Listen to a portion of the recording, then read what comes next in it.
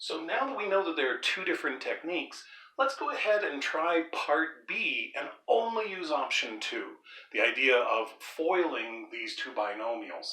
So the next two things that I'm going to write down are things that you might not need to write down if you have foiled polynomials before. So I'm going to simply write down the word foil, and then I'm going to write down what each one of those is telling me to do. So f tells me to multiply the first terms in each one of these polynomials. First term in my first polynomial is 9. First term in my second polynomial is 7. Then I'm going to add to that my outer two terms. The term that is the farthest to the left is a 9. The term that is the farthest to the right is negative 4x. Then I'm going to add the inner two terms multiplied together.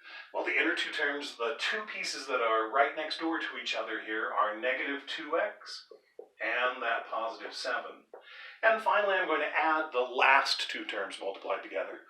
The last term from my first polynomial is negative 2x, and the last term from my second polynomial is negative 4x. So now it's a matter of just doing all those multiplications. So we have 9 times 7, that's going to be 63. And then here we have 9 times negative 4x. That's going to be negative 36x. Next off, we have negative 2x times positive 7. That's going to be negative 14x.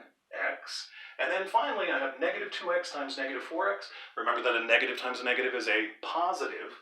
2 times 4 is going to be 8.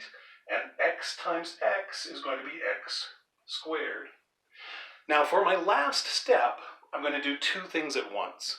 The first thing that I remember is that in the world of polynomials, it's nice to write down those polynomials in descending order, which means that you would have the highest power of x first. The other thing that's nice to note at this point is that we should combine some like terms. So let's do both of those at once. So the highest power of x that I see here is x squared. And there's only one term that has that power, so I'm simply going to bring that down, 8x squared. Now the next highest power of x would be x to the first. I have two of those terms. I have a negative 36x and a negative 14x. Those are going to come together when I combine like terms as a negative 50x. And my final term is a positive 63. He doesn't have any friends, so he's simply going to come down as a positive 63.